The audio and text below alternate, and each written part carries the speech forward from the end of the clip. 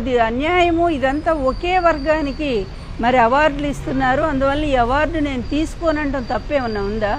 అసలు భారతరత్న ఇచ్చినటువంటి వాళ్ళు కూడా తిరస్కరించారు భారతదేశంలో. ఎందుకంటే ఈ ప్రభుత్వం ఇచ్చేటువంటి అవార్డులు మాకు అక్కర్లేదు, ఈ ప్రభుత్వం సరైన పరిపాలన నిర్వహించటం లేదని. అలాగే పద్మశ్రీలు, మరి పద్మభూషణ్లు ఇలాంటివన్నీ ఆఖరికి చేసి జానకి గారు కూడా తిరస్కరించారు ఆమెకి పద్మభూషణ్ వస్తే.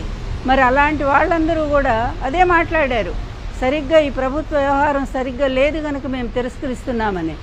ఆ విధంగానే పోసాని కృష్ణమురళి గారు కూడా తనకు వచ్చినటువంటి అవార్డుని తిరస్కరిస్తూ న్యాయంగా రాలేదు, ఈ ఒకే వర్గం ఈ విధంగా నిష్పక్షపాతంగా వ్యవహరించకుండా ఈ విధంగా చేస్తుందని చెప్పి ఆయన విమర్శిస్తే, 5 ఏళ్ల నాడు ఎప్పుడో విమర్శిస్తే అది తీసుకొచ్చి ఈరోజు ఆయన మీద కేసు పెట్టి పాపం ఆయనకి ఎన్ని ఆపరేషన్లు అయినాయి అంటే అండి మాకు తెలుసు. అసలు గొంతు పోయింది. ఆయన దాదాపు 1 నెల రోజులు డాక్టర్లు మాట్లాడొద్దని చెప్పారు. అదేవిధంగా ఆపరేషన్లు అయినాయి. అటువంటి అనారోగ్యంతో ఉన్నటువంటి మనిషిని ఈ విధంగా దారుణంగా ఎప్పుడో కేసు ఎక్కడో, అది కూడా మనోభావాలు దెబ్బతిన్నాయట. ఏమయ్యా, మీ వల్ల ఎంతమంది మనోభావాలు దెబ్బతిన్నాయి? మీ వల్ల ఎన్టీఆర్ దెబ్బతినలేదా? మీ వల్ల నేను దెబ్బతినలేదా? రోజా దెబ్బతినలేదా? పార్టీలో జగన్ గారు తినలేదా? భారతమ్మ గారు తినలేదా? మీరు సాగించిన అకృత్యాలు, అరాచకాలు, అన్యాయాలు అన్నీనా? తప్పులన్నీ మీరే చేస్తారు. పోలీసుల మీద మీరు చేసిన దాడులు ఎంత భయంకరమైనవి, అవేమీ కేసులు లేవు, అన్నీ కొట్టేయించుకుంటారు. ఈరోజు ఒక్క మాట అన్నందుకు, తనకు వద్దన్నందుకు తీసుకెళ్ళి ఎక్కడో కడప జైల్లో పెడతారు. ఎంత దారుణం!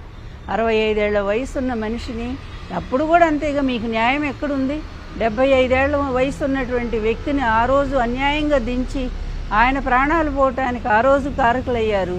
ఈరోజు కూడా ఈ విధంగా మరి అనారోగ్యంతోనూ మరి బాధపడుతున్నటువంటి వ్యక్తిని, పైగా నాకు రాజకీయాలు కూడా వద్దు, నేను ప్రశాంతంగా ఉంటాను ఇంట్లో అని ఆయన రాజకీయాలను కూడా వదిలేసినటువంటి వ్యక్తిని ఒక కక్షపూరితంగా మీ స్నేహితులు చెప్పారని నిజంగానే అడుగుతున్నాను. పవన్ గారు, ఆ రోజు ఆయన భార్యని మీరు ఎంత విమర్శించారండి?